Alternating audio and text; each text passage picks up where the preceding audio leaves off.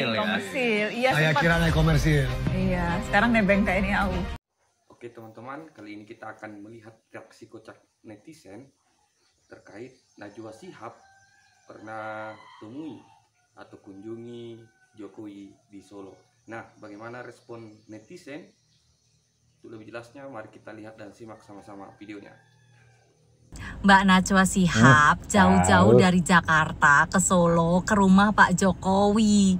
Baik-baik loh Mbak. Ntar dibilangnya Ternak Mulyono, buzzer Mulyono, pemuja Mulyono. Bukan aku yang ngomong Mbak, tapi tetangga-tetangga sebelah. Soalnya semua yang datang ke rumahnya Pak Jokowi dibilangnya Ternak Mulyono. Sama tuh kayak kemarin Chef Arnold masak nasi goreng di rumah Pak Jokowi di Solo, dibilangnya Ternak Mulyono Mbak. Cie, Mbak Najwa Ternak Mulyono ke rumah Pak Jokowi soalnya. Cie, buzzer Mulyono Mbak Najwa. Ngomong-ngomong Mbak Najwa naik bis nomor berapa Mbak? Soalnya kemarin kan rumornya yang datang ke rumah Pak Jokowi itu bisnya dikoordinir Mbak. Mbak Najwa nomor bis berapa? Atau Mbak Najwa ke Solo? Nebeng siapa Mbak Najwa? Nebeng siapa Mbak Najwa? Iya Mbak Najwa, Ternak Mulyono. Ternak Mulyono ini makanya gedabrus ya, mending Ternak Mulyono 2 periode dipilih rakyat. Ternak Prabowo juga gitu, 1 periode dipilih rakyat. Yang jelas-jelas aja udah jadi presiden dan pernah menjabat jadi presiden, daripada bercita-cita jadi presiden tapi suaranya minta dicas dulu. 16%. Lawakmu ternake sopo? Ternake wabah, sumur resapan, dan angin tak punya KTP. Apa ternake gar yang cuma 16%?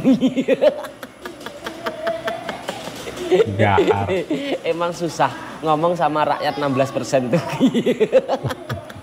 Bentar lagi Viti ini kolom komentarnya diserang barisan baterai lemah. Yo wes, ngono ya, coba baper salam segigis. Kemarin ya di Solo itu ada demo ya. Saya sebutnya demo apa ya? Intinya demo mini lah ya. Dikarenakan hanya diikuti hanya beberapa puluh orang dan demo itu bertujuan berteriak ya, menyampaikan aspirasi adili Jokowi. Udah panas-panas cuman puluhan orang, dan lucunya lagi koordinator salah demo tersebut ya, itu ternyata bekas caleg dari PD Perjuangan yang gagal. Ya saya cuma berpikirnya begini ya, orang demo puluhan ya sama orang yang datang mengunjungi Bapak Jokowi itu jauh lebih banyak orang mengunjungi Pak Jokowi. Jadi orang demo cuma puluhan itu yang dibayar nasi bungkus sama duit 50.000 itu gimana? Ngapain panas-panasan ya? Kasihan, berbagai usaha sudah dilakukan ya, ternyata seperti itu saja. Terus mau apa lagi ya? Cerita apa lagi nih yang akan dimunculkan ke publik tentang Pak Jokowi lagi dan keluarganya?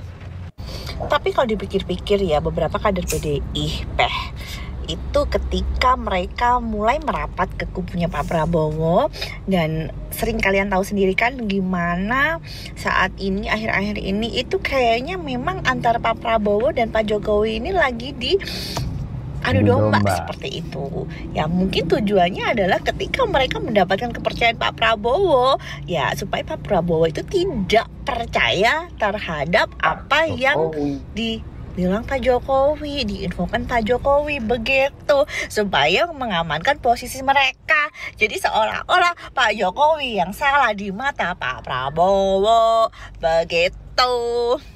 Untungnya presiden kita Pak Prabowo tidak seboh itu. Beliau lebih percaya Pak Jokowi lah. Elah. So, drama apa lagi ya yang diciptakan untuk menutupi Harun Masiku ini? Kita seruput kopinya dulu. Waktu yang lalu ada juga yang demonstrasi supaya Jokowi itu minta diadili.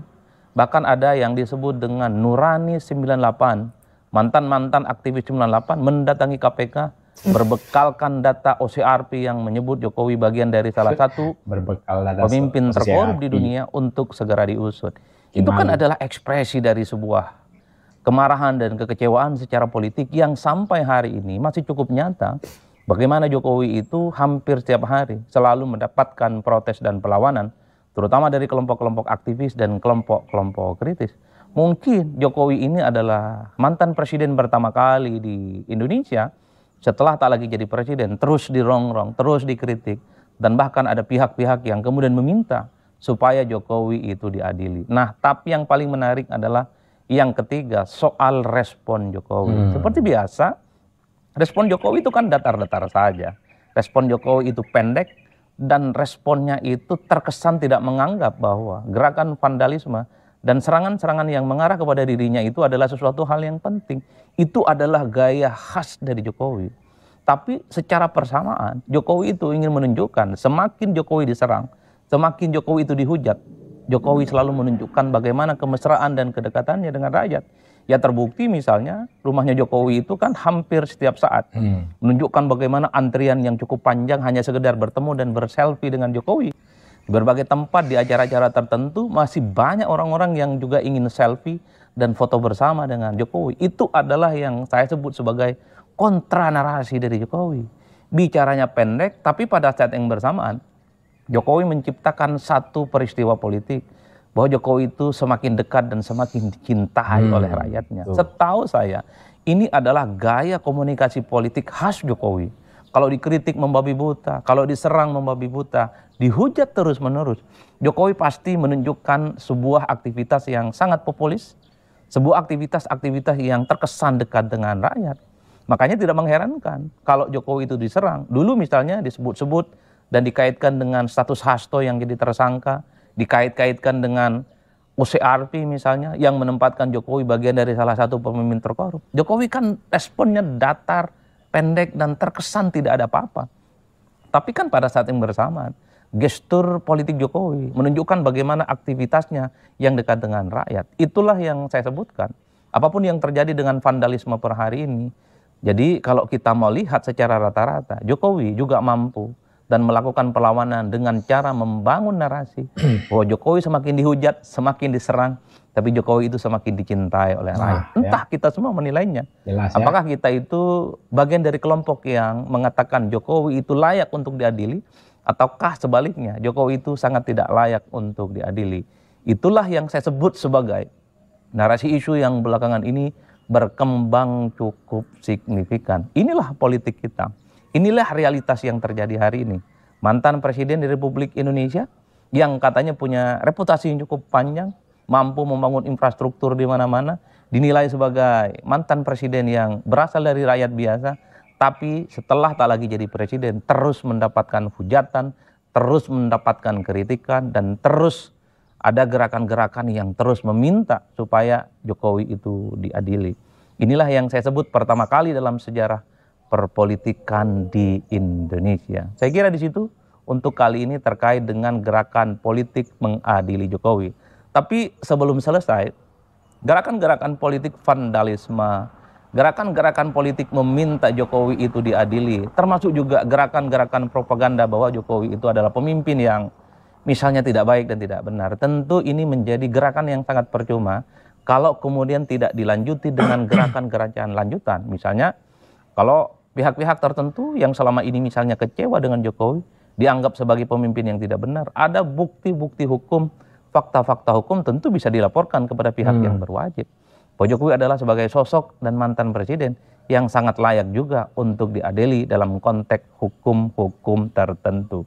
Itulah yang saya sebut gerakan-gerakan vandalisme, kalau mau jujur, itu tidak lebih dari sekedar propaganda politik yang secara komunikasi publik ingin mengonsolidasi dukungan masyarakat, ingin mengkonsolidasi bagaimana persepsi publik bahwa sebenarnya Jokowi itu adalah pemimpin yang sebenarnya tidak baik-baik saja.